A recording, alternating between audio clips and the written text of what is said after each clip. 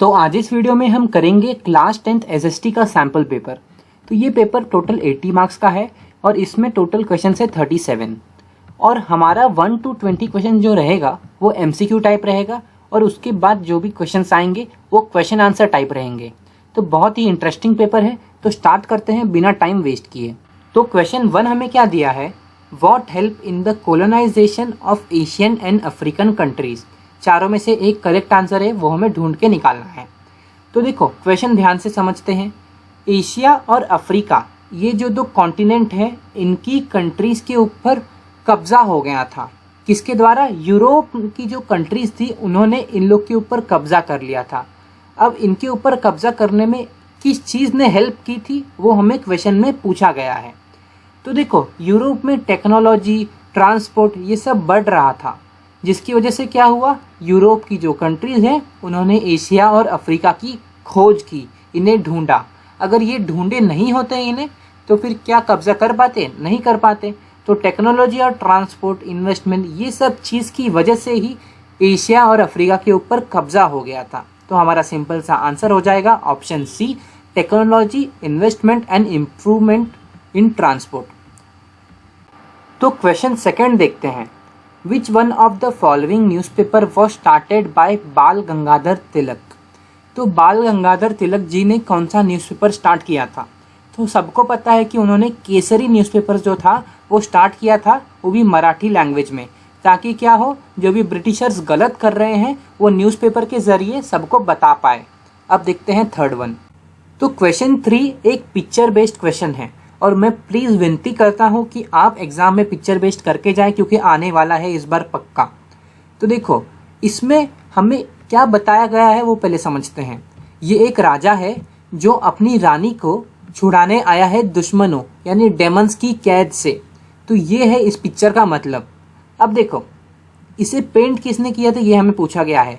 तो ये चैप्टर 6 से लिया गया है आपके हिस्ट्री के, printing culture and modern art, और इसमें राजा रवि वर्मा जो है उन्होंने ये पेंटिंग बनाई है। ये पुराने ज़माने के आइडिया पे ये पेंटिंग बनाई गई है। राजा रवि वर्मा ने ये पेंटिंग बनाई है। पेज नंबर 171 पे आपको मिल जाएगा आपके हिस्ट्री बुक में। तो इसका आएगा आंसर ऑप्शन सी। अब देखते हैं क्वेश्चन नंबर 4। तो अब देखते हैं question number 4। Arrange the following in chronological order, यानी हमें सीक्वेंस वाइज सारी घटनाओं को रखना है कि कौन सी घटना पहले हुई, कौन सी घटना बाद में हुई, मतलब क्या चीज़ पहले हुई क्या चीज़ बाद में हुई, ये हमें रख के बताना है। तो इसके ऑप्शंस भी दिए गए हैं ABCD, इसको अरेंज करते हुए। तो डायरेक्ट हम इसमें आंसर ही देख लेते हैं क्योंकि इसमें बहुत ज़्यादा टाइम लग जाएगा। तो देखो CBSE ने आपका आंसर दिया है option D, 4th, 2nd, 3rd और 1st। इसको एक्सप्लेन कर देता हूँ मैं। तो देखो ये जो क्वेश्चन है ये आपको printing culture and modern art chapter से लिया गया है।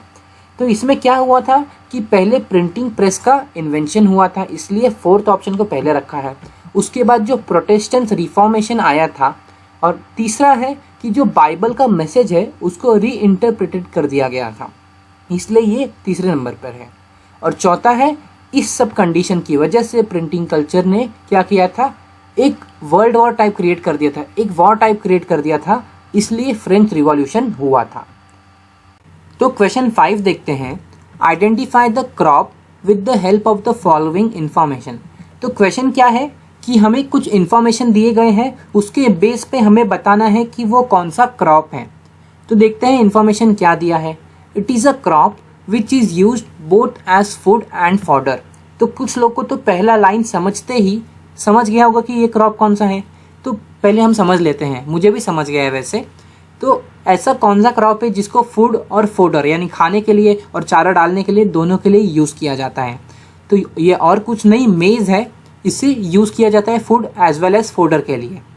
अब इसका टेम्परेचर रिक्वायरमेंट है 21 डिग्री टू 27 डिग्री सेल्सियस।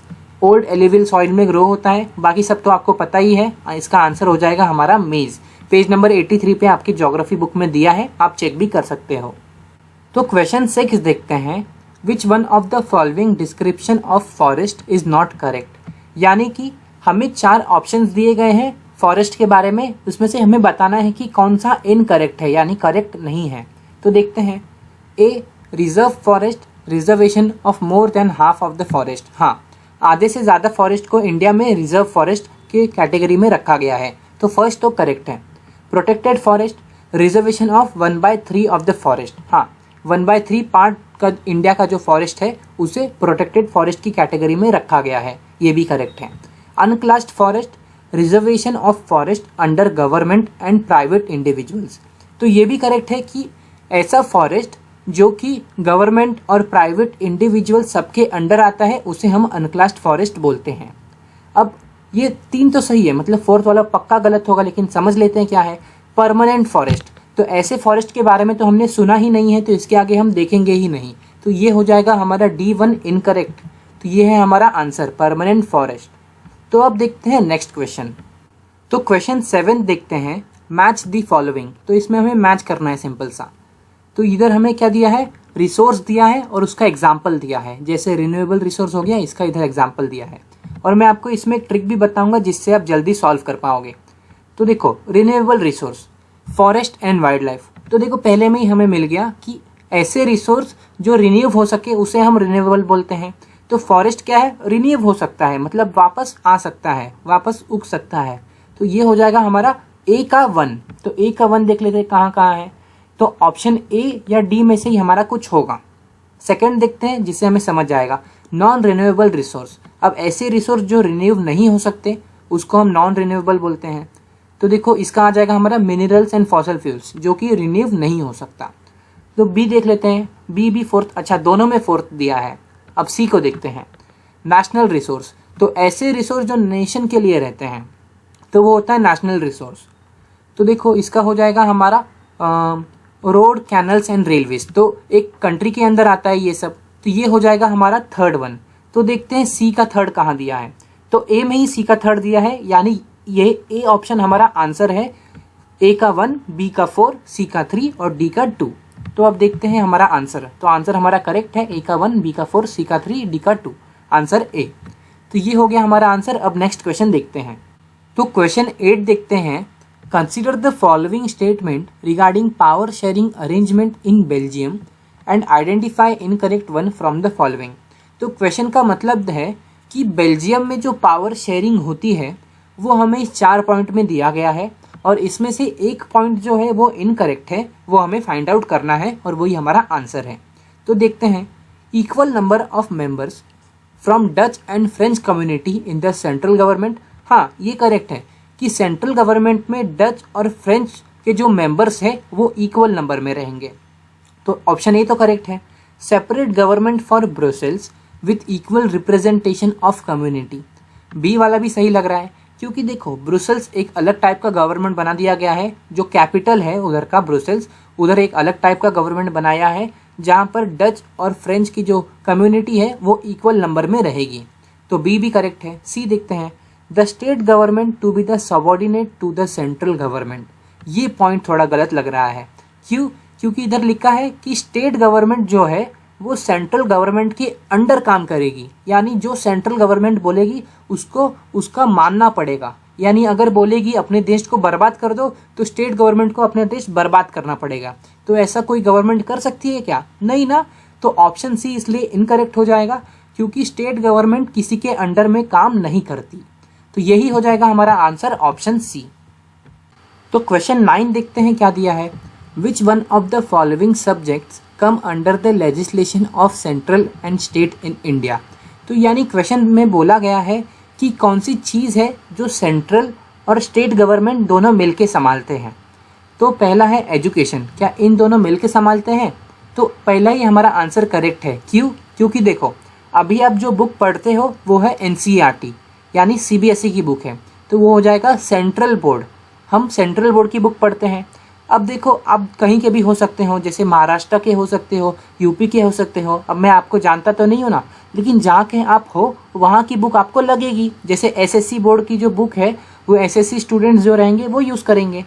तो सेंट्रल और स्टेट दोनों मिल के संभाल रहे हैं एजुकेशन को, तो इसलिए हमारा ऑप्शन ए करेक्ट हो जाएगा, एजुकेशन। तो अब देखते हैं question number 10। Which one of the following statement is true regarding feminist movement. तो 4 स्टेटमेंट दिए हैं, उसमें से हमें बताना है कि कौन सा करेक्ट है यानी ट्रू है फेमिनिस्ट मूवमेंट से रिलेटेड।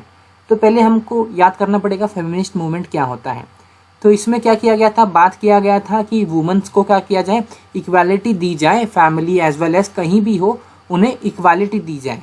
तो ये है हमारा फेमिनिस्ट मूवमेंट। अब देखते हैं कहाँ है, ए देखते हैं, a group which favours giving more power to working womens, नहीं ऐसा कुछ नहीं है। बी देखते हैं, a movement that believe in giving exclusive right to the female, नहीं ऐसा नहीं है कि मतलब बहुत ज़्यादा राइट भी नहीं देना है, इनको क्या चाहिए, इक्वल राइट्स चाहिए। Radical womens movement aimed at equality in personal and family life as well. तो ये देखो, ये आंसर करेक्ट है कि वुमेन को क्या चाहिए, इक्वालिटी चाहिए पर्सनल फैमिली में हर जगह। तो ये हो जाएगा हमारा आंसर करेक्ट, C1।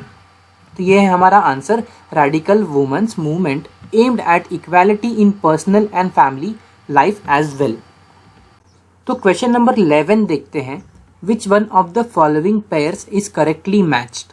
तो देखो, जो मैच द फॉलोइंग होता है बिल्कुल ये वैसा ही है, लेकिन इसमें बस क्या है कि इसके सामने ही जस्ट आंसर लिखा है। जैसे ए इसका आंसर ये, बी इसका आंसर ये, सी इसका आंसर ये, तो ऐसे इधर आंसर पहले से ही लिख के आया है। अब इसमें से हमें बताना है कि कौन सा इसमें से करेक्ट है, ए बी सी डी इसमें से क्या करेक्ट है। तो देखते हैं, पहला Bharatiya Janata party, national democratic alliance. लो, ये पहला ही हमें करेक्ट मिल गया, यानी कि अब दूसरा देखने की जरूरत ही नहीं, क्योंकि भारतीय जनता पार्टी जो है इसके अंडर ये आता है नेशनल डेमोक्रेटिक अलायंस। तो ये हो जाएगा हमारा आंसर ऑप्शन ए। आप बाकी का देख सकते हो, तीनों भी गलत आएंगे, लेकिन ऑप्शन ए करेक्ट है। CBSE के आंसर स्कीम में भी यही दिया गया है, Bharatiya Janata party national democratic alliance. Page number 81 पे आप चेक कर सकते हो। तो ये हो जाएगा हमारा इसका आंसर। तो क्वेश्चन 12 है, असर्शन एंड रीजनिंग। तो अगर आपको ये सॉल्व करने नहीं आता तो अभी एक बार सिखा दे रहा हूँ, बाद में नहीं सिखाऊंगा। तो इसमें क्या होता है, दो चीज़ दिया रहता है, एक असर्शन होता है, एक रीज़न होता है। दोनों में कुछ लिखा रहता है। समझो अगर असर्शन हो तो उसमें लिखा है, समझो कि आपने समोसा खाया, ठीक है। उसके बाद रीज़न लिखा है कि चटनी के साथ खाया। अब आपने समोसा चटनी के साथ खाया, दोनों अगर ज्वाइन करोगे तो मैच कर रहा है ना। तो देखो, मतलब ये हो जाएगा असर्शन रीजनिंग दोनों भी करेक्ट है और दोनों भी मैच खा रहे हैं, रिलेटेड है, करेक्ट एक्सप्लेन किया गया है।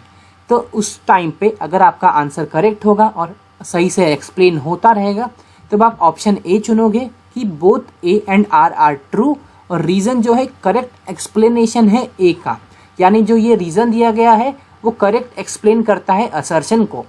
अगर देखो आपका दोनों भी करेक्ट है लेकिन रीज़न करेक्ट एक्सप्लेन नहीं कर रहा है, जैसे कि आपने समोसा खाया बाद में जाके पानी पिया, अगर ऐसा रहेगा दोनों सेम तो दिख रहा है, यानी कि आपने खाया फिर पिया होगा, लेकिन मैच नहीं कर रहा है जैसे चटनी के साथ कर रहा था, उस टाइम पे आप बी चुनोगे।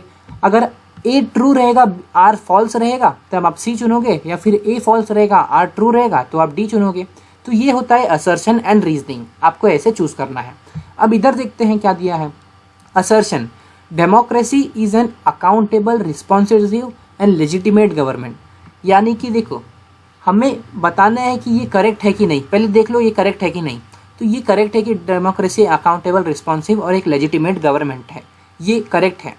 अब कैसे करेक्ट है अगर आपको नहीं पता तो मैं बता दूं, आपके जो चैप्टर है उसकी स्टार्टिंग में ये चीज़ दिया गया है।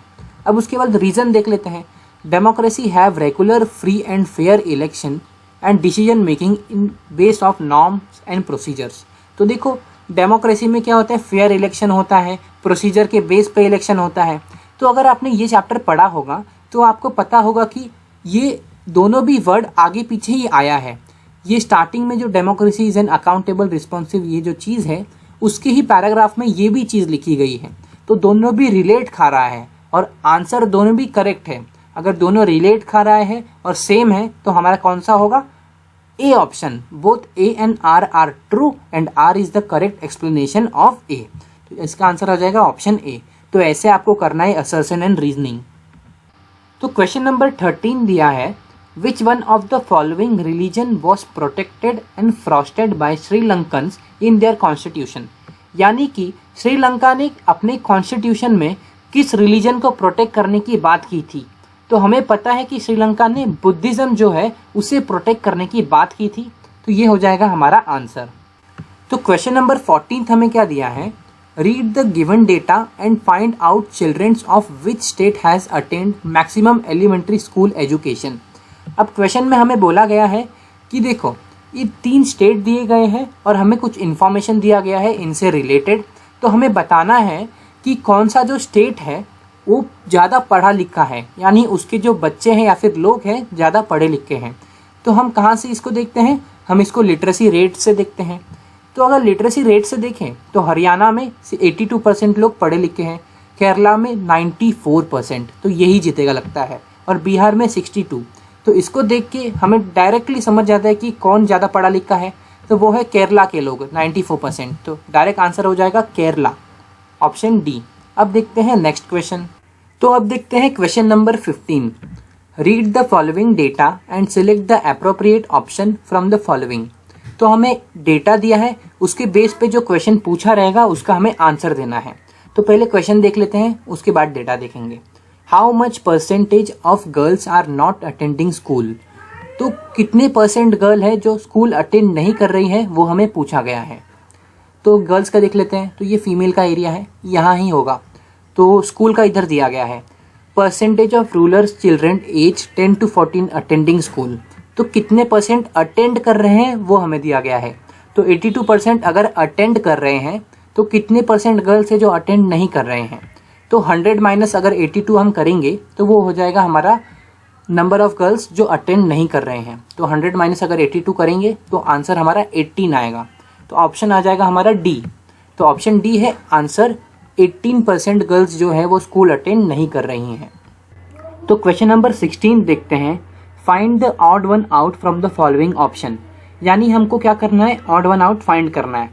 तो देखो फर्स्ट देखते हैं A, tourist guide, barber, tailor and potter. तो ये सब क्या है, ये तो कंट्री को सर्व करते हैं, पब्लिक को सर्व करते हैं, यानी ये तो नहीं होंगे क्योंकि तीनों भी सेम है। Teacher, doctor, vegetable vendor, lawyer, ये भी सेम वही सर्व करते हैं। Postman, cobbler, soldier, police constable, ये भी पब्लिक को सर्व करते हैं। तो क्या है, सब पब्लिक को सर्व करते हैं, शायद फोर्थ वन हो। Indian railway, jet Airways, Doordarshan and metro. तो ये तीनों क्या है, ट्रांसपोर्टेशन के हैं, और दूरदर्शन क्या है, इसमें अलग है। तो इससे हम समझ सकते हैं कि ये क्या है, ऑड वन आउट है। तो डी वाला है हमारा ऑड वन आउट। तो अब देखते हैं question number 17, fill in the blanks. तो देखो पहले में हमें क्या दिया है, सेक्टर और क्राइटेरिया यूज्ड। तो इन दोनों के बेसिस पे हमें क्लासीफाई करना है। जैसे कि देखो पहला दिया है प्राइमरी, सेकेंडरी और टर्शरी सेक्टर जो है वो क्या है, नेचर ऑफ इकोनॉमिक एक्टिविटीज़ की क्राइटेरिया में जाता है। अब ऐसा क्यों, क्योंकि एक क्या करता है, खाना प्रोड्यूस करता है, दूसरा उसको मैन्युफैक्चर करता है, और तीसरा क्या करता है, उसको ट्रांसपोर्ट करता है, लोगों के पास लेके जाता है। इसलिए इससे बोला गया है नेचर ऑफ इकोनॉमिक एक्टिविटीज़। तो वैसे ही ऑर्गेनाइज और अनऑर्गेनाइज सेक्टर किस क्राइटेरिया में जाएंगे। तो इधर ऑप्शन दिए हैं नेचर ऑफ एम्प्लॉयमेंट एक्टिविटीज़। तो अब कहीं जाने की ज़रूरत नहीं है क्योंकि फर्स्ट ही आंसर हमें मिल गया है। ऐसा क्यों, क्योंकि देखो ऑर्गेनाइज क्या है, ऑर्गेनाइज मतलब क्या होता है, गवर्नमेंट जॉब, और अनऑर्गेनाइज मतलब क्या होता है, प्राइवेट जॉब। अब आपको ये जॉब वर्ड से क्या समझ रहा है, जॉब वर्ड मतलब क्या होता है, एम्प्लॉयमेंट यानी रोजगार। रोजगार कब मिलेगा, जब आप जॉब करोगे। तो ऑर्गेनाइज और अनऑर्गेनाइज किस में जाता है, एम्प्लॉयमेंट में। तो आपका आंसर हो जाएगा ए, नेचर ऑफ एम्प्लॉयमेंट एक्टिविटीज। तो अब देखते हैं question number 18, read the information given below and select the correct option. यानी कि हमें कुछ इन्फॉर्मेशन दी है, उसको पढ़ना है, उसके बाद इन चारों में से एक ऑप्शन को सिलेक्ट करके हमारा आंसर देना है। तो देखते हैं क्या इन्फॉर्मेशन है। Rohan has taken a loan of 5 lakh from the bank. Rohan ने 5 लाख रुपए का लोन लिया है बैंक से। क्यों लिया है, to purchase a house on 12% rate of interest, ताकि वो एक घर खरीद पाए, वो भी कितने इंटरेस्ट रेट पे, 12% के इंटरेस्ट के रेट पे उसने लोन लिया है बैंक से। He has to submit papers of new house and salary record to the bank. और उसको क्या करना पड़ा, लोन लेने के लिए अपने घर के जो कागजात हैं, नए घर के कागजात, उसको बैंक को गिरवी रखने पड़े। साथ ही साथ जो सैलरी रिकॉर्ड यानी जो सैलरी स्लिप है उसके बैंक की, उसको बैंक में जमा करना पड़ा। ये सब क्यों करना पड़ा, वही हमें पूछा है। What is this process called, यानी कि उससे उसके कागजात क्यों लिए गए और सैलरी रिकॉर्ड की स्लिप क्यों मांगी गई। क्योंकि देखो कुछ गिरवी रखना पड़ता है लोन लेते वक्त, तो उसको ही बोला जाता है कोलैटरल। कोलैटरल क्या होता है, जो चीज़ हम गिरवी रखते हैं। तो अब जब Rohan 5 lakh plus interest rate चुका देगा तब उसको जो कागजात हैं घर के वो मिल जाएंगे। तो इसे बोला जाता है कोलैटरल, जो हो जाएगा हमारा आंसर। तो अब देखते हैं question number 19। Which of the following international agencies allow free trade and work on mutual trade between countries. तो क्वेश्चन क्या दिया है कि ऐसी कौन सी इंटरनेशनल एजेंसी है जो ट्रेड करने में मदद करती है एक देश से दूसरे देश के बीच में। तो हमें पता है कि WTO यानी वर्ल्ड ट्रेड ऑर्गेनाइजेशन जो है वो मदद करती है ट्रेड करने में एक देश से दूसरे देश के बीच में। तो हमारा हो जाएगा ऑप्शन ए आंसर। तो क्वेश्चन नंबर 20 हमें दिया है और ये लास्ट क्वेश्चन है MCQ टाइप का। Identify the correct statement about globalisation. तो ग्लोबलाइजेशन से रिलेटेड हमें करेक्ट स्टेटमेंट बताना है, और मतलब कोई दो ही है इसमें से करेक्ट, क्योंकि देखो दो ऑप्शन दिया है हर जगह, तो इन दोनों में से कोई दो ही करेक्ट है, वो हमें बताना है। Removal of barriers by the government, इसके ग्लोबलाइजेशन बोला जाता है क्या? हाँ, अगर गवर्नमेंट बैरियर हटाएगी तभी ट्रेड हो पाएगा। तो ऑप्शन ए तो करेक्ट है कि तभी ये ग्लोबलाइजेशन हो पाएगा। सेकंड है foreign companies are allowed to set up factories. हाँ, एक देश की कंट्रीज दूसरे देश में जाके फैक्ट्रीज को सेटअप कर सकती है, लेकिन उसके सरकार से सिर्फ परमिशन चाहिए रहती है। तो सेकंड भी राइट है। तो लगता है मुझे फर्स्ट और सेकंड ही आएगा, लेकिन तो भी देख लेते हैं थर्ड क्या है। Has enable all companies to increase their investment. तो ये ऐसा बिल्कुल नहीं है, सारे कंपनीज को इन्वेस्टमेंट करने को नहीं बोला गया है हर जगह। Has lesson foreign investment and foreign trade, नहीं, ऐसा भी नहीं है कि इसकी वजह से फॉरेन ट्रेड कम हो गया है या फिर फॉरेन इन्वेस्टमेंट कम हो गया है। तो अपना आंसर फर्स्ट और सेकंड ही है। अब देखते हैं कहाँ है फर्स्ट और सेकंड। तो फर्स्ट और सेकंड ऑप्शन ए में है, तो ऑप्शन ए ही हमारा हो जाएगा आंसर। तो अब देखते हैं सेक्शन बी। इसमें दिया है very short answer type questions. तो 4 क्वेश्चन पूछे गए हैं सेक्शन बी में 2-2 मार्क्स के, और टोटल होता है 8 मार्क्स। CBSE ने बोला है कि अगर 2 मार्क्स के क्वेश्चन पूछे जाएंगे तो सिर्फ आपको 2 ही पॉइंट लिखना है, एक्स्ट्रा पॉइंट के आपको मार्क्स नहीं मिलेंगे। क्वेश्चन देखते हैं। Analyse any 2 factor that were responsible for great depression in America during 1929। तो क्वेश्चन में बोला गया है कि अमेरिका में ग्रेट डिप्रेशन क्यों हुआ था, उसके हमें 2 फैक्टर्स बताने हैं। तो देखते हैं आंसर। तो देखो, agriculture over production remained a problem and it was made worse by falling agriculture price. तो क्या हुआ था कि दुनिया में एग्रीकल्चर का प्रोडक्शन बहुत हो गया था, ओवर प्रोडक्शन हो गया था, जिसकी वजह से जो फूड की प्राइस है वो इतनी ज़्यादा घट गई कि क्या है, हर जगह आपको सस्ते में चीज़ें मिल जाएंगी agriculture products. As price slumped and agriculture income decline, farmer try to expand production and bring a large volume of product produced to the market, but it pushed down price। अब क्या हुआ कि एग्रीकल्चर का जब price गिर गया, food का price गिर गया, तो क्या हुआ कि फार्मर के पास बहुत ज़्यादा क्या है, समझो वीट है बहुत ज़्यादा, लेकिन क्या है उसको खरीदने वाला कोई नहीं है, जिसकी वजह से क्या है, फार्मर के पास जो पैसे हैं कुछ है ही नहीं, पैसे मिल ही नहीं रहे थे उनको, और उनके पास सामान बेचने के लिए तो बहुत सामान था लेकिन बिक ही नहीं रहा था वो सामान। तो उसकी वजह से क्या हुआ, मार्केट पूरा गिर गया था, एग्रीकल्चर की जो प्रोडक्ट्स थे उसकी प्राइस पूरी नीचे चली गई थी। और भी पॉइंट CBSE ने दिए हैं, लेकिन आपको बोला गया है कि कोई 2 ही पॉइंट लिखना है, तो ये 2 पॉइंट हो जाएंगे इसके। तो क्वेश्चन नंबर 22 दिया है, mention the provision that constitute India into a secular country. तो सिंपल सा क्वेश्चन पूछा है कि इंडिया को सेक्युलर कंट्री क्यों बोला जाता है, वो हमें बताना है। तो आंसर देख लेते हैं। There is no official religion for the Indian state, यानी कि इंडिया के लिए कोई ऑफिशियल रिलीजन नहीं बनाया गया है। जैसे कि देखो, श्रीलंका में बुद्धिज़्म है, पाकिस्तान में इस्लाम है ऑफिशियल रिलीजन, तो इंडिया में कोई ऑफिशियल रिलीजन नहीं है, नहीं तो फिर झगड़ा हो जाएगा इंडिया में। Our constitution does not give a special status to any religion. हमारे कॉन्स्टिट्यूशन ने किसी भी रिलीजन को कोई स्पेशल स्टेटस नहीं दिया है, सबको इक्वल रखा है। The constitution provide to all individual and community freedom to profess, practice and propagate any religion और नॉट टू फॉलो एनी। यानी कि हमारे कॉन्स्टिट्यूशन ने खुलेआम बोल दिया है कि कोई भी इंसान जिसको जो रिलीजन फॉलो करना है कर सकता है, या फिर नहीं करना तो भी चलेगा। The constitution prohibits discrimination on grounds of religion. तो यानी रिलीजन के बेस पे कोई भेदभाव नहीं होगा हमारे देश में, हमारा कॉन्स्टिट्यूशन ऐसा बोलता है।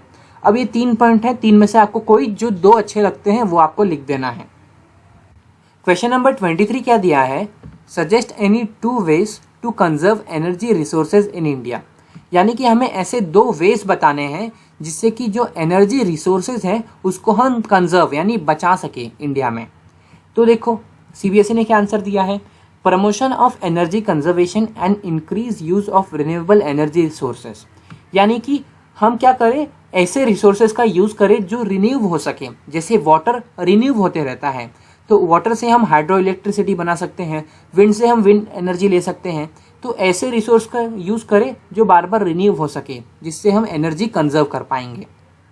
Have to adopt the caution approach for the judicious use of our limited energy resources.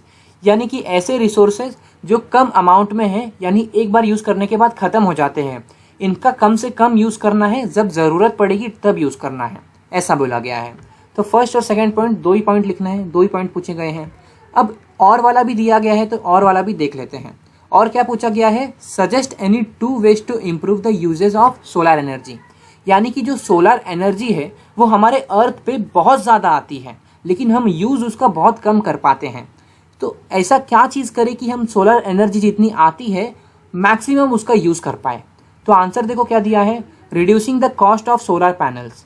यानी कि जो सोलर पैनल्स बाज़ार में बिकते हैं उनका अगर कॉस्ट हम कम कर देंगे तो सब लोग अफोर्ड कर पाएंगे और अपने घर में लगा पाएंगे, जिससे कि वो सोलर एनर्जी यूज़ कर पाएंगे और उनके लाइट बिल का पैसा बच जाएगा। Use of efficient solar panel mode. यानी कि देखो अब क्या होता है कि सोलर पैनल लगाते वक्त बहुत ज़्यादा खर्चा आता है, लेकिन गवर्नमेंट को कुछ ऐसा करना चाहिए जिससे कि जो सोलर पैनल की कॉस्ट है वो कम हो जाए और सस्ते में सब अफोर्ड कर पाए, अपने घर पे लगा पाए और वो एफिशिएंट हो। तो फर्स्ट और सेकंड पॉइंट, ये 2 पॉइंट आप लिख दोगे तो इसमें आपको फुल मार्क्स मिल जाएंगे। तो क्वेश्चन नंबर 24 क्या दिया है, in what ways government can increase employment in rural sector. यानी गांव साइड एरिया में गवर्नमेंट कैसे एम्प्लॉयमेंट बढ़ा सकती है, ये पूछा गया है। तो इसका आंसर देखते हैं, by introducing mega projects new dam is constructed and canals. यानी कि गवर्नमेंट क्या करे, कैनल्स और डैम्स गांव साइड एरिया में कंस्ट्रक्ट करें। तो इससे क्या होगा कि गांव के लोगों को एम्प्लॉयमेंट, रोजगार भी मिल जाएगा और गांव में क्या होगा, कंस्ट्रक्शन भी हो जाएगा। By introducing tertiary facilities in an area. यानी कि रोड बनाए, कम्युनिकेशन अच्छा करे, जिसमें क्या होगा, एम्प्लॉयमेंट की ज़रूरत पड़ेगी तो गांव वाले इधर भी काम कर सकते हैं और रोड भी उनका अच्छा हो जाएगा। थर्ड देखते हैं, to identify, promote and locate industries and services in semi rural areas. यानी गांव साइड एरिया में क्या करे गवर्नमेंट, इंडस्ट्रीज सेटअप कर दें। उससे क्या होगा, इंडस्ट्रीज के लिए क्या चाहिए, लेबर चाहिए, एम्प्लॉयमेंट चाहिए, तो कौन रहेगा, गांव के लोग जो रहेंगे उधर जाके काम कर सकते हैं। तो अब आ गए हम सेक्शन सी पे, शॉर्ट आंसर टाइप क्वेश्चंस। तो इधर हमें 5 क्वेश्चन पूछे गए हैं 3-3 मार्क्स के, यानी कि हमें हर एक क्वेश्चन में सिर्फ 3 पॉइंट लिखने हैं। अब देखते हैं क्वेश्चन नंबर 25 क्या है, how was the social and political situation of India affected by first world war. तो ये क्वेश्चन कंटिन्यूसली 4 साल से हर बार आपके बोर्ड में आया है, तो शायद इस साल भी आ सकता है। तो ये क्वेश्चन ज़रूर से करके जाना एग्जाम में। क्वेश्चन क्या पूछा है कि फर्स्ट वर्ल्ड वॉर की वजह से इंडिया में कैसी सिचुएशन हो गई थी, सोशल और पॉलिटिकल सिचुएशन इंडिया की कैसी हो गई थी फर्स्ट वर्ल्ड वॉर की वजह से। तो ये मेरा एक फेवरेट क्वेश्चन है, इसलिए मैंने सारे पॉइंट्स डाल दिए इसमें। आपको इसमें से कोई 3 ही लिखने हैं, सबको एक्सप्लेन कर देता हूँ लेकिन आपके लिए। The war created a new economic and political situation. तो एक नई सी सिचुएशन बन चुकी थी इंडिया की, पॉलिटिकली और इकोनॉमिकली। कैसी थी वो देखते हैं। It lead to a huge increase in different expenditure and finance by war loan and increase taxes, custom duties were raised and income taxes were introduce. तो क्या हुआ था, ब्रिटिशर्स को लड़ाई करने के लिए पैसे की ज़रूरत थी, तभी तो वेपन्स खरीद पाएंगे। तो इंडिया में उन लोग ने क्या किया, कस्टम ड्यूटीज़ लगा दी, इनकम टैक्सेस बढ़ा दिए, जिसकी वजह से क्या हुआ कि उन्हें पैसा मिल पाए। तो हमारी क्या थी, इकोनॉमिक सिचुएशन इन लोग ने ऐसे डाउन कर दी। उसके बाद through the war year prices increase, doubling between 1913 to 1918। तो क्या हुआ कि जो कॉमन पीपल है उन लोग फूड वूड खरीद नहीं पा रहे थे। ऐसा क्यों, क्योंकि देखो पहले से ही इतना टैक्स लग गया है, जिसकी वजह से सारे फूड की प्राइस डबल हो चुकी है। अब जो कॉमन पीपल है उनको हार्डशिप फेस करनी पड़ रही थी इसकी वजह से, क्योंकि वो कुछ भी चीज़ खरीद नहीं पा रहे थे। फोर्थ पॉइंट देखते हैं, villagers where called upon two supply soldiers and force recruitment in rural areas cause wide spread anger. तो क्या हुआ था कि विलेजर्स जो हैं उनको छीन के या फिर घसीट कर लेके जाया जा रहा था ब्रिटिशर्स के लिए लड़ाई करने को। यानी सोल्जर चाहिए था ब्रिटिशर्स को, क्योंकि ब्रिटिशर्स की आर्मी कम है, तो सोल्जर्स के लिए इंडियन विलेजर्स को खींच के लेके जाया जा रहा था। उसको बोला जाता है फोर्स रिक्रूटमेंट। फिफ्थ देखते हैं, crop failed in many parts of India resulting in acute shortage of food. और इस टाइम पे हमारी भी पनौती लगी थी कि क्या हुआ था कि इंडिया में क्रॉप फेल हो गया था, जिसकी वजह से फूड का भी शॉर्टेज आ गया। This was accompanied by an influenza epidemic, millions people perished as a result famine and the epidemic.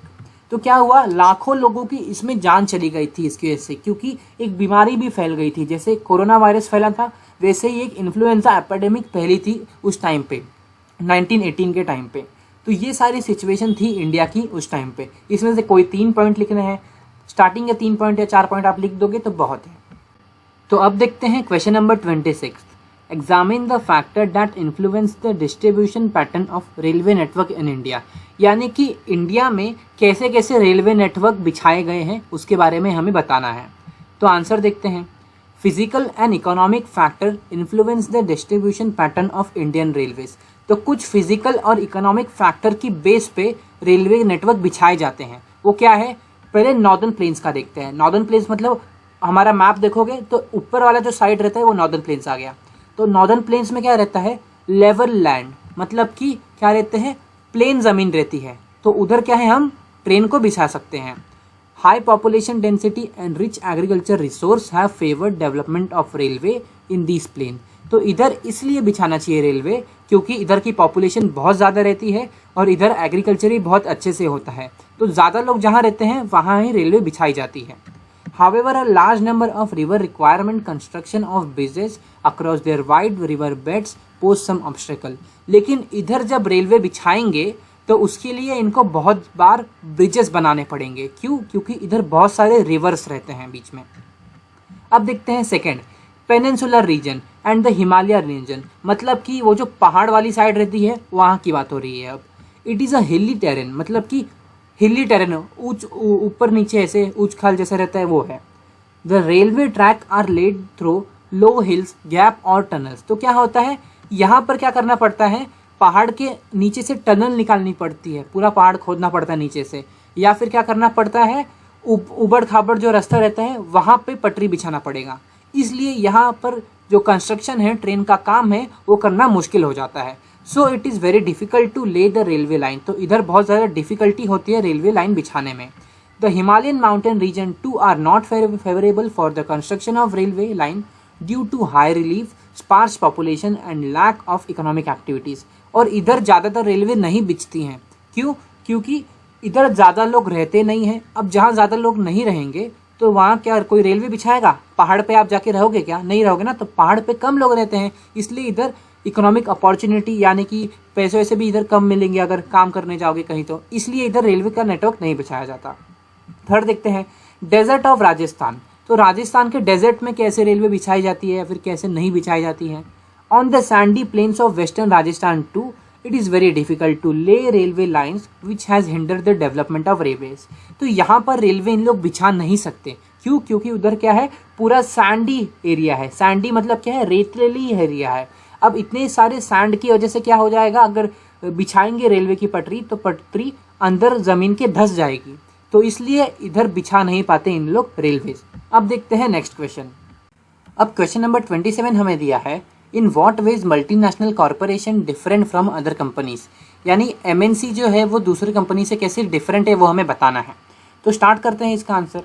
Domestic companies tend to restrict their operation to the country of origin while multinational corporation operation in more than 2 countries. तो क्या होता है कि जो MNCs रहती है, multinational companies, वो क्या करती हैं, अपना जो भी बिजनेस रहता है वो वर्ल्ड वाइड रखती है, यानी बहुत सारे कंट्रीज़ में रहता है उनका बिजनेस स्प्रेड।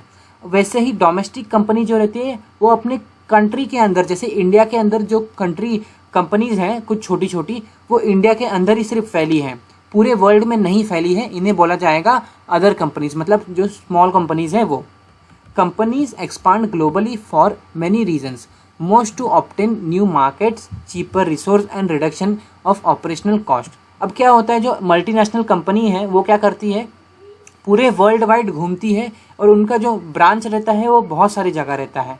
तो वो क्या करती है, उनका कॉस्ट भी कम हो जाता है। कैसे? जहाँ सबसे ज़्यादा सस्ते में चीज़ें बन रही हैं वो वहाँ जाके चीज़ें बनाती है। तो इससे क्या होगा, सस्ते में उनका सामान बन जाएगा, फिर वो सप्लाई कर पाएंगे वर्ल्ड वाइड। और स्मॉल कंपनीज़ का क्या रहता है, वो एक ही कंट्री में रहती हैं और उसी कंट्री में क्या करती हैं, प्रोडक्ट बनाती हैं और सेल करती हैं।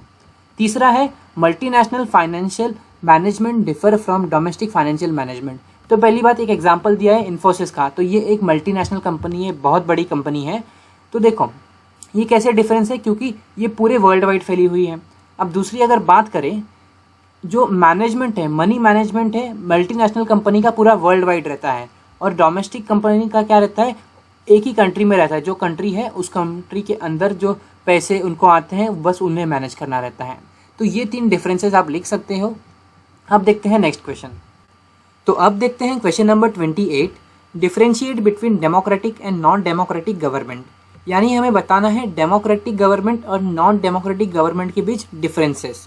तो आंसर देखते हैं। Democratic government are transparent, legitimate and accountable.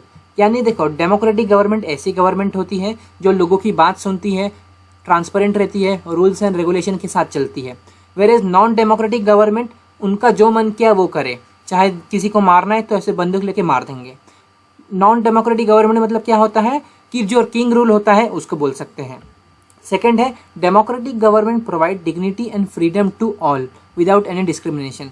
Democratic government क्या रहती है, जो लोगों को रिस्पेक्ट देती है, चाहे वो कोई भी हो, उसके कंट्री का अगर है तो उसको रिस्पेक्ट मिलेगी और साथ ही साथ उसे फ्रीडम मिलेगी कोई भी चीज़ करने की, भले अगर वो गलत चीज़ हो तो ना करे और सही चीज़ हो तो वो कर सकता है। Conflict are resolve through debate, discussion and negotiation rather than discretion. देखो जो किंग रूल होता है उसमें क्या होता है कि अगर कोई झगड़ा हुआ तो उसको डायरेक्ट गोली से उड़ा दो, लेकिन ये डेमोक्रेटिक गवर्नमेंट में क्या होता है, अगर कुछ गलत हो रहा है या फिर कुछ झगड़ा हो रहा है तो बातचीत करके अच्छे से सुलझाया जाता है, फिर उसके बाद फाइनलाइज किया जाता है कि उसको क्या सज़ा मिलनी चाहिए या नहीं। तो ये होता है डेमोक्रेटिक गवर्नमेंट और नॉन डेमोक्रेटिक गवर्नमेंट के बीच का डिफरेंसेस। सीबीएसई ने ऐसा लिख के दिया है, लेकिन आपको एग्जाम में नहीं लिखना है, आपको कॉलम बनाना है। तो अब देखते हैं question number 29, tertiary sector is different from other sector, justify this statement with suitable argument. तो क्वेश्चन में बोला है कि जो टर्शरी सेक्टर होता है वो प्राइमरी और सेकेंडरी से अलग होता है, तो इसको हमें जस्टिफाई करना है। तो आंसर देखते हैं। Tertiary sector is basic service sector whereas primary and secondary sector are the sector that produces good. तो इसमें बोला गया है कि जो टर्शरी सेक्टर है वो आपको सर्विस प्रोवाइड करता है, वेयर एज जो प्राइमरी और सेकेंडरी है उसमें क्या होता है, फूड क्या होता है, बनता है और मैन्युफैक्चर होता है, तो इसलिए ये अलग है। दूसरा देखते हैं, tertiary sector support and help in the development of primary and secondary sector. देखो प्राइमरी और सेकेंडरी को हेल्प करता है ग्रो करने में टर्शरी सेक्टर, क्योंकि टर्शरी सेक्टर नहीं होगा तो लोगों को कुछ मिल नहीं पाएगा। Tertiary activities are an assistance for the production process. हाँ अब देखो सामान लाना ले जाना ये सब चीज़ के लिए क्या चाहिए रहेगा, सर्विस। सर्विस कौन देता है, टर्शरी सेक्टर। तो ये हो जाएगा तीसरा पॉइंट कि ये सर्विस प्रोवाइड करता है फूड को लाने ले जाने के लिए। साथ ही साथ एग्जाम्पल भी लिख सकते हो, जैसे कि टीचर भी आपको सर्विस प्रोवाइड करती है, टीचर, डॉक्टर, कॉबलर, जितने भी चीज़ें हैं वो लिख सकते हो इसमें। तो अब हम आ गए हैं सेक्शन डी की तरफ। तो यहाँ से सारे long answer type question start होते हैं और अब यहाँ से हर एक क्वेश्चन 5 मार्क्स का होने वाला है। तो क्वेश्चन नंबर 30 को देखते हैं। Highlight the various measures and practices that French revolutionary introduce to create a sense of collective identity among the French people. तो क्वेश्चन में बोला गया है कि जो फ्रेंच रिवॉल्यूशनरी थे उन्होंने ऐसा क्या कर दिया कि जो लोग फ्रांस में पहले खुद को इक्वल नहीं मानते थे अब खुद को इक्वल मानने लगे, सबको इक्वालिटी की नज़र से देखने लगे। तो उन्होंने ऐसा क्या कर दिया कि सबके मन में एक sense of collective identity develop हो गई, ये हमें बताना है। तो आंसर देखते हैं। The idea of la patrie the fatherland. तो उन लोग ने क्या बोला कि फ्रांस हमारे पिता के समान है, ला पैट्री यानी द फादरलैंड।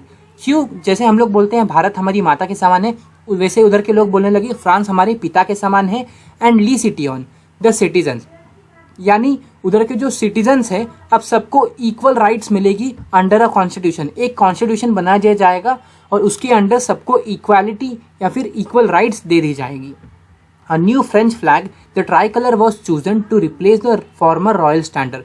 तो पहले फॉर्मल रॉयल स्टैंडर्ड का जो राजा का फ्लैग होता था उसको हटा दिया गया और उसकी जगह पे एक नया फ्रांस का फ्लैग लाया गया ताकि सब लोग उससे रिलेट कर पाए और सब लोग खुद को इक्वल मान पाए, जो 3 कलर का था। The state general was elected by the body of active citizens and rename the national assembly. तो क्या हुआ कि राजा का पहले एस्टेट जनरल हुआ करता था जहाँ पर मंत्री इलेक्ट करते थे लोगों को, लेकिन अब उसको ही क्या कर दिया गया, रीनेम करके नेशनल असेंबली का नाम दे दिया गया। और इलेक्ट अब कौन करेंगे, जो एक्टिव सिटीजन्स है वो लोग इलेक्ट करेंगे। अब फोर्थ देखते हैं, new hems were compost, oaths taken and martyry commemorated, यानी कि नए नए राष्ट्रगीत बनाए गए, जैसे हमारा जनगण मन है वैसे ही वहाँ भी कुछ बनाया गया। नए नए शपथ लिए गए और जो भी शहीद हो गए थे लोग फ्रांस को आज़ाद कराते हुए, उनको याद किया गया, उनके बारे में बात की गई। फिफ्थ देखते हैं, a centralised administrative system was put in place and it formulated uniform law for all citizens within a territory. अब इधर क्या किया गया कि सबके लिए इक्वल लॉ बना दिया गया, पूरे कंट्री में एक इक्वल लॉ बना दिया गया और इस लॉ के अंडर ही सब काम करेंगे। तो ये चीज़ इन्होंने इंट्रोड्यूस किया था ताकि सबको इक्वल दिखा सके। अब देखते हैं नेक्स्ट क्वेश्चन। तो अब देखते हैं question number 31, examine the reason for the location of most of the jute mills in West Bengal. तो ज़्यादातर जूट मिल्स जो है इंडिया की वो वेस्ट बंगाल में है, तो ऐसा क्यों है वो हमें पूछा गया है, क्या रीज़न है। तो इसका आंसर देखते हैं, approximately of the jute producing area. तो सबसे ज़्यादा जो जूट प्रोड्यूस होता है वो वेस्ट बंगाल में होता है, एक रीज़न ये हो गया। इनएक्सपेंसिव वाटर ट्रांसपोर्ट, और ज़्यादा वाटर ट्रांसपोर्ट करने की ज़रूरत भी नहीं है क्योंकि उधर बाजू में ही नदी है। तीसरा देखते हैं, supported by a good network of railways, roadways and waterways to facilitate movement of raw material to mills. तो देखो जो रॉ मटेरियल रहता है, मतलब जो रॉ जूट रहता है, उसको मिल्स तक लेके जाने के लिए रोडवेज, रेलवेज और वाटरवेज तीनों भी अवेलेबल है, वो भी चीपर रेट में। तो ये भी एक अच्छा मीन है ट्रांसपोर्ट का। फोर्थ है, abundant water for processing raw jute, और बहुत सारा वाटर है उधर प्रेजेंट। रॉ जूट को प्रोसेस करते वक्त वाटर की ज़रूरत पड़ती है, तो बहुत सारा वाटर उधर प्रेजेंट है, तो ये भी एक रीज़न हो जाएगा। Cheap labour from West Bengal and adjoining state of Bihar, Orissa and Uttar Pradesh, और लेबर की ज़रूरत जो पड़ती है वो सस्ते में पूरी भी हो जाएगी क्योंकि वेस्ट बंगाल, बिहार, उड़ीसा और उत्तर प्रदेश में सस्ते में काम हो जाएगा। तो ये आप 5 पॉइंट लिख दोगे तो आपको फुल मिल जाएगा इसमें। तो अब हम देखते हैं question number 32, describe the role of political parties in India. तो जो पॉलिटिकल पार्टीज रहती हैं उनका क्या रोल है इंडिया में वो हमें बताना है। तो पार्टीज कंटेस्ट इलेक्शन, तो क्या करती है, अलग अलग पॉलिटिकल पार्टी आती है और फिर इलेक्शन होता है, फिर जो पार्टी इलेक्शन में जीतती है वो आगे जाके गवर्नमेंट बनाती है। सेकंड देखते हैं, party put forward different policies and programmes and the voter choose from them. तो देखो आपने देखा होगा इलेक्शन के पहले जो अलग अलग पॉलिटिकल पार्टीज है वो आपसे बहुत सारी वादे करते हैं, तो वही अपने पॉलिसीज और प्रोग्राम बताते हैं, और जो आपको सबसे अच्छा लगता है कि ये पार्टी ये कर सकती है वो उनको आप वोट दे देते हो।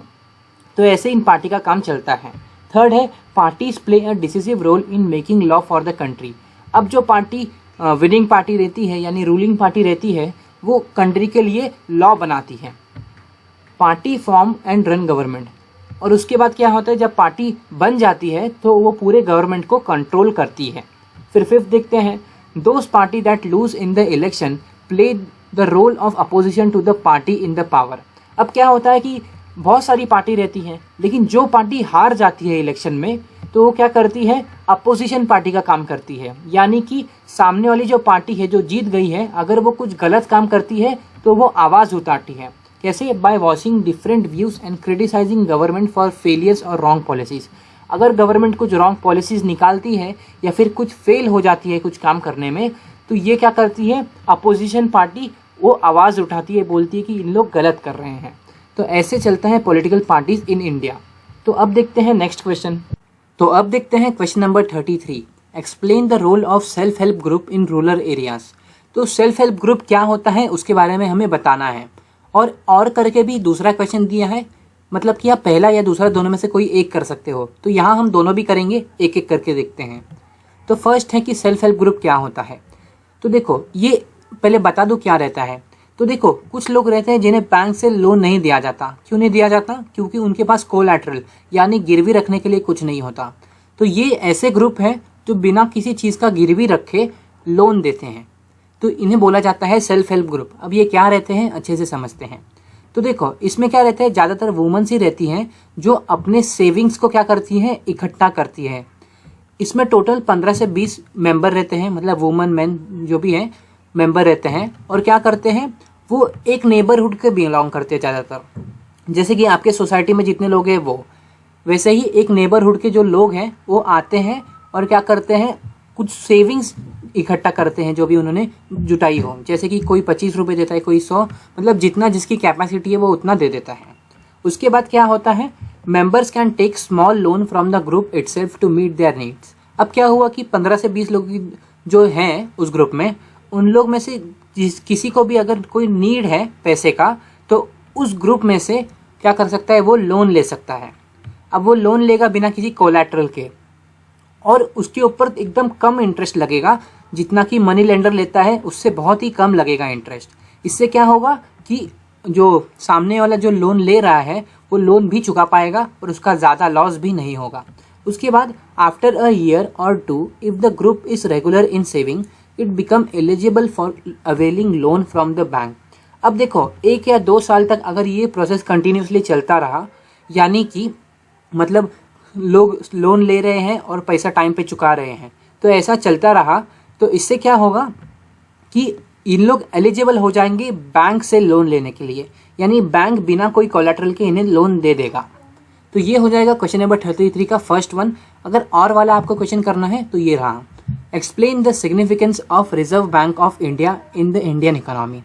तो रिजर्व बैंक ऑफ इंडिया क्या होता है इसके बारे में हमें पूछा है, तो देखते हैं। It's supervise the functioning of formal source of loan. तो रिजर्व बैंक ऑफ इंडिया क्या काम करता है, ये सुपरवाइज करता है, यानी चेक करता है जितने भी बैंक है पूरे कंट्री में उनको, कि वो क्या कर रहे हैं, जो लोन दे रहे हैं लेकिन ज़्यादा इंटरेस्ट रेट तो नहीं रख रहे हैं, ये चेक करता है। दूसरा, the bank maintain a minimum cash balance out of the deposit they receive. तो ये चेक करता है कि जो बैंक है उसके पास कैश अवेलेबल रहना चाहिए, जो भी जिसको भी निकालना हो उसको देने के लिए। तीसरा है, the RBI monitors that the bank actually maintains the cash balance. तो आरबीआई चेक करता है कि बैंक के पास कैश रेडी रहना चाहिए जब किसी को ज़रूरत पड़े उसे देने के लिए, ना कि वो सारा जो कैश है वो लोन में किसी को दे दे। तो कुछ कैश बैंक के पास रहना चाहिए ताकि किसी को ज़रूरत है कि तो वो बैंक से निकाल सके। फिर फोर्थ है, the RBI sees that the bank give loan not just for profit making businesses and trade. मतलब आरबीआई ये भी चेक करती है कि बैंक सिर्फ बिजनेसमैन और ट्रेडर्स को ही लोन नहीं देती, बल्कि बैंक को जो छोटे छोटे स्मॉल कल्टीवेटर्स हैं, जो फार्मर्स हैं, उनको भी लोन देना चाहिए। बैंक को सबको लोन देना चाहिए, ना कि सिर्फ अपनी प्रॉफिट के लिए बिजनेसमैन को ही देना चाहिए। तो आरबीआई ऐसा भी चेक करती है। फिर फिफ्थ देखते हैं, periodically bank have to submit information to RBI and on how much they are lending to home at what interest rate. तो क्या होता है, पूरे साल जब 1 साल गुजर जाता है तो आरबीआई एक चिट मांगता है, एक बहुत बड़ी स्लिप मांगता है, जिसमें बैंक बताती है कि उसने कहाँ कितना पैसा भेजा और उससे कितना इंटरेस्ट रेट पे उस लोन को दिया। तो ये सब चीज़ होती है रिजर्व बैंक ऑफ इंडिया में। तो अब हम पहुंच चुके हैं सेक्शन ई की तरफ। यहाँ से केस बेस्ड क्वेश्चन हमारा स्टार्ट होता है और 3 केस दिए गए हैं 4-4 मार्क्स के। तो स्टार्ट करते हैं फर्स्ट वाला, read the source given below and answer the question that follows. तो एक पैसेज पढ़ के आंसर देना है। तो पूरा एक्सप्लेन नहीं करूँगा लेकिन ब्रीफ में बता देता हूँ क्या है इसमें। विल थ्रोन एक इंसान था जिसका फ्रेंड जो था वो लंदन में काम किया करता था। तो विल थ्रोन का भी बहुत मन था कि वो लंदन में जाके काम करे। तो वो क्या किया, अपने 3 दोस्तों के साथ निकल गया लंदन, यानी कि विल थ्रोन और उसके साथ 2 दोस्त। उन लोग चलते चलते लंदन पहुंच गए। उन्हें 3-4 दिन लगा पहुंचने में और उनका सारा पैसा जाते वक्त ख़त्म हो गया था। अब जब लंदन पहुंचे तो उसे उनका दोस्त नहीं मिल रहा था, जो काम करता है गैस स्टेशन पे, वो उन्हें मिल नहीं रहा था। तो फिर क्या हुआ, उन लोग बहुत ढूंढे, नहीं मिल रहा था। फिर एक रात को उन लोग एक बंद बिल्डिंग के नीचे सो गए। फिर जब सुबह उठे तो उन्हें पता चला कि एक गैस स्टेशन पे, कैंट गैस स्टेशन पे वर्कर्स के लिए जगह खाली है। तो फिर उन लोग ने क्या किया, जल्दी से अप्लाई कर दिया। अप्लाई किया तो उन्हें एक्सेप्ट कर लिया गया और उनको नौकरी मिल गई गैस स्टेशन पे। और सरप्राइजिंगली क्या था, जो उनका दोस्त था वो उसी गैस स्टेशन में काम किया करता था जहाँ पर उन्हें जॉब मिली। अब उन्हें जॉब इसलिए मिल पाई इतने जल्दी क्योंकि जो सीजनल वर्क रहता है गैस स्टेशन का, गैस का सीजनल वर्क रहता है, तो कुछ सीजन रहता है कुछ नहीं रहता। तो कंपनी वालों को ज़रूरत थी, वर्कर थी, और सस्ते में इन्हें वर्कर मिल गया, तो इसलिए उनका जॉब एक्सेप्ट हो गया। अब देखते हैं इसके क्वेश्चन आंसर्स। तो अब इस केस स्टडी का क्वेश्चन आंसर देख लेते हैं। Analyse the major factor which led London become an attractive place for the job seeker. तो क्वेश्चन में हमें बोला है कि ज़्यादातर लोग जॉब ढूंढने के लिए लंदन क्यों जाते हैं। तो ये जो केस था वो एज ऑफ इंडस्ट्रियलाइजेशन चैप्टर से लिया गया है। तो अगर आपने ये चैप्टर किया है तो आपको ये पता होगा। ज़्यादातर लोग लंदन इसलिए जाते हैं क्योंकि लंदन में बहुत सारी फैक्ट्रीज सेटअप हुई थी, क्योंकि वहाँ इंडस्ट्रियलाइजेशन हुआ था। अब फैक्ट्रीज के लिए लेबर चाहिए, इसलिए सब जाते हैं जॉब की अपॉर्चुनिटी में लंदन। समझे। अब सेकंड देखते हैं, analyse the reason for the appointment of will thrown by the old cant gasworks. तो इस क्वेश्चन में हमें बोला है कि जो विल थ्रोन था उसने जैसे ही जॉब के लिए अप्लाई किया उसको जॉब में ले लिया गया बिना कुछ उससे पूछे। तो ऐसा क्यों है? तो देखो ऐसा क्यों है, क्योंकि जो गैस वर्क रहता है वो सीजनल रहता है, यानी थोड़े टाइम के लिए ही रहता है। तो थोड़े टाइम के लिए कंपनी वाले को लेबर की ज़रूरत थी। तो क्या था, विल थ्रोन सस्ते में काम करने के लिए रेडी था। तो बस और क्या चाहिए, सस्ते में अगर काम मिल रहा है तो फिर क्या करेंगी कंपनी वाले, उसको ले लेंगे। तो इसलिए विल थ्रोन को ले लिया गया। अब तीसरा देखो, examine the preference of hand labour over machine by the industrialist of Victorian Britain. तो क्वेश्चन में बोला गया है कि ज़्यादातर लोग हैंड लेबर पसंद करते हैं मशीन से ज़्यादा। ऐसा क्यों है, हैंड से काम करना सब पसंद करते हैं मशीन से ज़्यादा। तो देखो इसका रीज़न तो सिंपल से ये हो जाएगा कि मशीन बहुत महंगी आती है, इसलिए सब ले नहीं पाते। दूसरा ये रहता है कि मशीन को मेंटेन करने के लिए क्या चाहिए, पैसे चाहिए। अगर कुछ गड़बड़ हो गया तो उसको रिपेयर करने में भी डिफ़िकल्टी होती है। और लेबर क्या रहता है, लेबर सस्ते में मिल जाता है। तो इसलिए ज़्यादातर सब लोग हैंड लेबर को पसंद करते हैं, प्रीफर करते हैं। तो यही सारा पॉइंट है, इसमें से कोई 2 पॉइंट लिखना है क्योंकि 2 मार्क्स का पूछा गया है। तो बस अब देखते हैं नेक्स्ट केस। तो अब देखते हैं अगला केस बेस जो कि दिया है नर्मदा बचाओ आंदोलन पे। तो ये आपका वाटर रिसोर्स चैप्टर से आया है और ये जो पैरा है मैंने पढ़ा है उतना इंपॉर्टेंट नहीं है, क्योंकि जो आपने वाटर रिसोर्स चैप्टर में पढ़ा है सेम एज इट इज़ वही क्वेश्चंस पूछे गए हैं। तो एग्जाम में आते हैं तो पहले आप पैरा पढ़ना उसके बाद आंसर देना, लेकिन इधर हमको पता है इसलिए डायरेक्ट आंसर पे चलते हैं। With what objective Sardar Sarovar dam was build. अब सरदार सरोवर डैम क्यों बिल्ड किया गया था, अगर ये नहीं पता तो बस इतना सोच लो कि कोई डैम क्यों बिल्ड करते हैं, या तो इरिगेशन के लिए या फिर पावर सप्लाई के लिए। अगर वो भी नहीं है तो फिर क्या है, अगर कोई जगह पे समझो पानी की कमी है तो वहाँ पानी पहुँचाने के लिए। तो ये सारे रीज़न से डैम बिल्ड किया जाता है। तो कोई भी एक लिख दोगे उसका आंसर हो जाएगा आपका। सेकंड है analyse the reason of protested by the tribal people. तो ट्राइबल लोग जो थे उन्होंने प्रोटेस्ट क्यों किया था, मतलब आवाज़ क्यों उठाई थी जब सरदार सरोवर डैम बन रहा था। सिंपल सी बात है, क्योंकि देखो जहाँ उन लोग रहते थे वहाँ ही डैम बना रहे थे, तो क्या करना पड़ा इन्हें, जगह शिफ्ट करनी पड़ी रहने के लिए। तो इसलिए जो ट्राइबल पीपल थे वो प्रोटेस्ट कर रहे थे। वो लिख सकते हो कि ह्यूज डिस्प्लेसमेंट ऑफ पीपल, उनका लाइवलीहुड बर्बाद हो गया था, जिसके कारण उन लोग ने अपोज किया था, प्रोटेस्ट किया था उनको। तो इन चारों में से कुछ भी एक लिख दो, आपका आंसर हो जाएगा। तीसरा देखते हैं, तीसरा दिया है highlight the issue on which save Narmada movement worked on. तो सेव नर्मदा मूवमेंट क्या है, तो ये भी सेम वैसा ही है कि मतलब जैसे फॉरेस्ट की ज़्यादा कटिंग हो रही थी, इसलिए क्या बोला कि इन्वायरमेंटल इशू की वजह से सेव नर्मदा मूवमेंट को चलाया गया था। और फिर लोगों को अपना घर छोड़ के जाना पड़ रहा था दूसरी जगह रहने के लिए। तो इस सारे रीज़न से सेव नर्मदा मूवमेंट जो था वो मतलब बोल सकते हैं लॉन्च हुआ था, वही हमें हाईलाइट करना था। तो इनमें से कोई 2 ही पॉइंट लिखना है, तो 2 पॉइंट लिखोगे तो आपके लिए बस है। तो अब चलते हैं अगले केस बेस पे। तो अब हम करते हैं हमारा लास्ट केस बेस जो कि दिया है पावर शेयरिंग चैप्टर के ऊपर। तो अगर आपने पावर शेयरिंग चैप्टर कर रखा है तो ये केस पढ़ने की आपको ज़रूरत नहीं है, क्योंकि सेम टू सेम पैराग्राफ उठ के आया है। तो डायरेक्ट हम चलते हैं इसके क्वेश्चन आंसर की तरफ। लेकिन एग्जाम में अगर केस आता है तो पहले आप केस पढ़ना, उसके बाद क्वेश्चन से अटेम्प्ट करना। तो क्वेश्चन 1 दिया है power sharing is an essential component of democracy, give one example to prove the statement. तो मतलब कि एक डेमोक्रेसी में पावर शेयरिंग होना ज़रूरी है, ऐसा क्यों है वही हमें पूछा गया है। क्योंकि आप सिंपल सा लिख सकते हो कि जहाँ पावर शेयर होती है वहाँ पर लड़ाई के होने के चांसेस कम रहते हैं, इसलिए पावर शेयरिंग होना ज़रूरी है। तो ये लिख दो, it help in reducing the possibility of conflict between the social groups. Social group के बीच में जो कॉन्फ्लिक्ट होता है उसको रिड्यूस कर देता है, इसलिए पावर शेयरिंग होना ज़रूरी है डेमोक्रेसी में। तो फर्स्ट वाला ये पॉइंट लिख दो, ये ज़्यादा रिलेवेंट लग रहा है। या फिर देखो, power sharing is a good way to ensure the stability of political order, यानी गवर्नमेंट को स्टेबल रखने के लिए भी पावर शेयरिंग करना ज़रूरी है। दोनों में से कोई एक पॉइंट लिख दो, आपका आंसर हो जाएगा। अब अगला देखते हैं, how is alliance building an example of power sharing. यानी कि देखो जो अलायंस रहती है, अलायंस मतलब जब 2 या 2 से ज़्यादा पार्टी मिलके गवर्नमेंट बनाती हैं। अब 2 या 2 से ज़्यादा पार्टी मिलके जो गवर्नमेंट बनाती है, ये इसको पावर शेयरिंग कैसे बोलेंगे। तो देखो सिंपल सी बात है, जब इन लोग गवर्नमेंट बनाएंगे 2 से 3 पार्टी मिलके, तब पावर तीनों पार्टी के हाथ में डिवाइड होगी। जब पावर तीनों पार्टी के हाथ में डिवाइड होगी तब पावर शेयरिंग होगा। तो सिंपल सा यही लिख देना। देखो इन दोनों में से कोई एक पॉइंट लिखोगे तो बहुत है, क्योंकि 1 मार्क्स का ही है। जो मैंने एक्सप्लेन किया वही लिखा है इधर। तो अब देखते हैं लास्ट वाला, how political parties, pressure groups, movement help in controlling और influencing those who are in power. तो क्वेश्चन में हमें बोला है कि जो कुछ पॉलिटिकल पार्टीज, प्रेशर ग्रुप्स रहते हैं वो इन्फ्लुएंस कैसे करते हैं उन लोगों को जो कि पावर में हैं। उन लोग इन्फ्लुएंस ऐसे करते हैं कि उनके पास फ्रीडम ऑफ चॉइस रहता है। तो उन लोग कोई भी पार्टी को इलेक्ट कर सकते हैं जो कि अच्छा काम कर रही है, क्योंकि बहुत सारा कंपटीशन रहता है अलग अलग पार्टीज के बीच में। तो आपके पास चॉइस रहती है कि आप किसी को इलेक्ट करना चाहो कर सकते हो। Such competition ensure that power does not remain in one hand. अब इससे ये होता है जब हजारों पार्टी एक साथ कॉम्पीट करती हैं, तब जो कोई अच्छी पार्टी उभर के आती है उसके हाथ में पावर जाती है, आप उसको इलेक्ट करते हो। तो इससे ये हम समझ सकते हैं कि पावर एक ही पार्टी के हाथ में नहीं रह सकती। अगर उसकी जगह कोई दूसरी पार्टी अच्छा काम कर रही है तो अगली बार वोट उसको मिल जाएगा। तो ये था हमारा जो लास्ट क्वेश्चन था। अब हम चलते हैं मैप बेस्ड क्वेश्चन की तरफ, जो कि हमारा लास्ट सेक्शन है। मैप बेस्ड क्वेश्चन हमें 5 मार्क्स का पूछा गया है 2 पार्ट में, एक है 2 मार्क्स का, एक है 3 मार्क्स का।